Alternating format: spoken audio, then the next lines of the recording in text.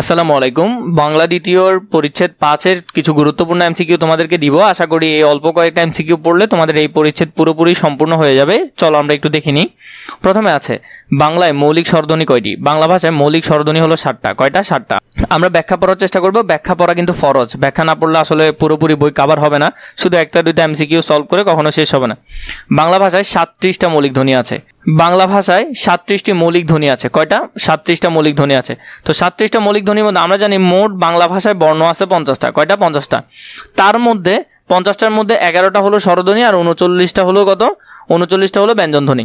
তার মধ্যে মৌলিক স্বরধ্বনি আছে 37টা। আবার এই মৌলিক স্বরধ্বনির মধ্যে এই মৌলিক ধ্বনির মধ্যে 7টা হলো স্বরধ্বনি।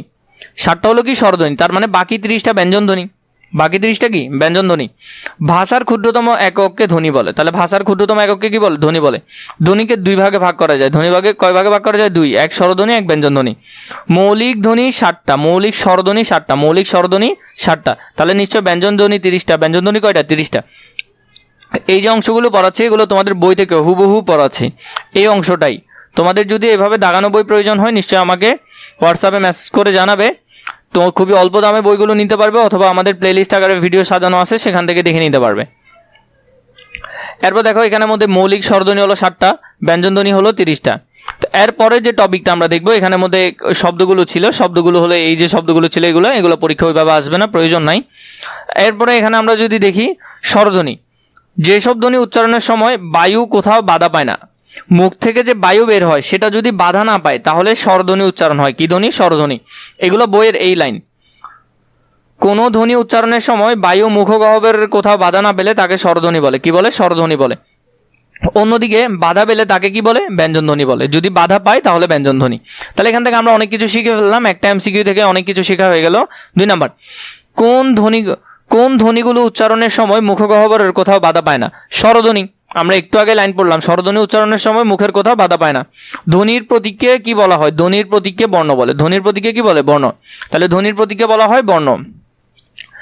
এই বর্ণ কানে শোনার বিষয়কে চোখে দেখার বিষয় পরিণত করে। তাহলে এটা কি করে? কানে শোনার বিষয়কে চোখে দেখার বিষয় পরিণত করে।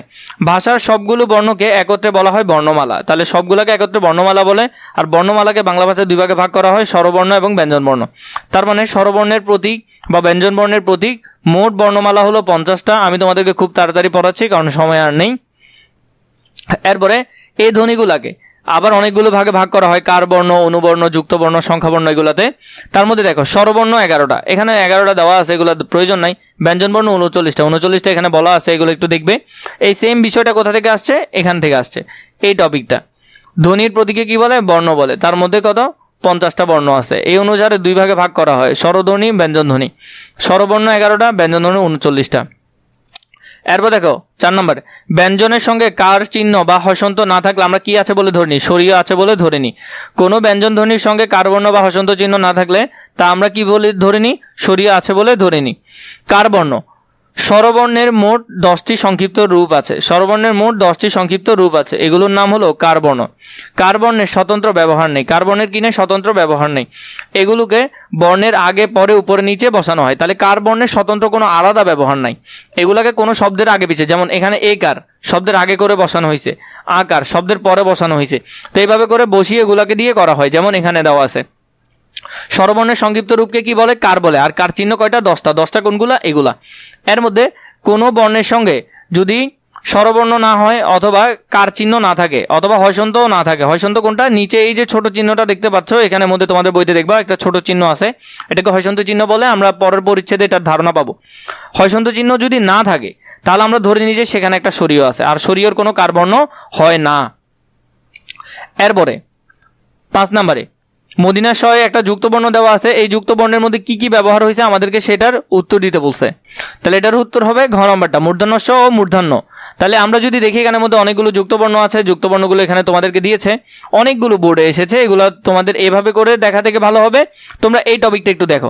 এখানে আগে কিছু বিষয় আছে। ফলা, বাংলা ভাষা আমরা জানি ব্যঞ্জন বর্ণের বিকল্প রূপকে অনুবর্ণ বলে। ব্যঞ্জন বর্ণের বিকল্প রূপকে কি বলে? অনুবর্ণ বলে।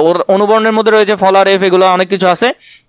ফলা, ফলা চিহ্ন হলো 6টা।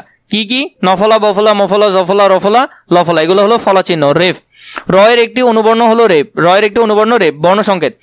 যুক্ত বর্ণের লিখতে অনেক সময় আমরা কি ব্যবহার করি, বিভিন্ন সংকেত ব্যবহার করি, এগুলো হলো সেই সংকেতগুলা। ত এর বিপরীতে আমরা একটা শব্দ ব্যবহার করি, সেটা হলো খণ্ডতর, যেটা স্বতন্ত্র বর্ণ হিসেবেও স্বীকৃত। যুক্তবর্ণ, যুক্তবর্ণকে দুই রকম ভাগ করা হয়, একটা হলো স্বচ্ছ, একটা অস্বচ্ছ। স্বচ্ছ দেখে বোঝা যাবে যে এখানে কি কি বর্ণ আছে, অস্বচ্ছ দেখে বোঝা যাবে না। অস্বচ্ছর মধ্যে এখানে যেগুলো নিচে দাগ আছে এগুলো পরীক্ষা আসার সম্ভাবনা প্রায় 90%, আর এই পুরো পরিচ্ছেদ থেকে এখান থেকে প্রশ্ন আসার সম্ভাবনা অনেক বেশি। আর পরের টপিকটা যদি দেখো, সংখ্যাবর্ণ। সংখ্যাবর্ণ হলো 10টা, 0 থেকে 9 পর্যন্ত সংখ্যাবর্ণ এগুলা। তো এখান থেকে এই যে বিষয়গুলো আছে এগুলো একটু দেখবে, এগুলো প্রয়োজন নাই, ওইভাবে দেখাই দিলাম। এখন এখানে 6 নম্বরে যদি দেখি, স্বরবর্ণের সংক্ষিপ্ত রূপকে কি বলে, একটু আগে বললাম স্বরবর্ণের সংক্ষিপ্ত রূপকে কার বলে। এরপরে ব্যঞ্জন বর্ণের বিকল্প রূপকে বলা হয় অনুবর্ণ, কি বলে, অনুবর্ণ। খুবই গুরুত্বপূর্ণ, এগুলো দেখবে, এগুলো খুব বেশি সম্ভাবনা আছে পরীক্ষা আসার।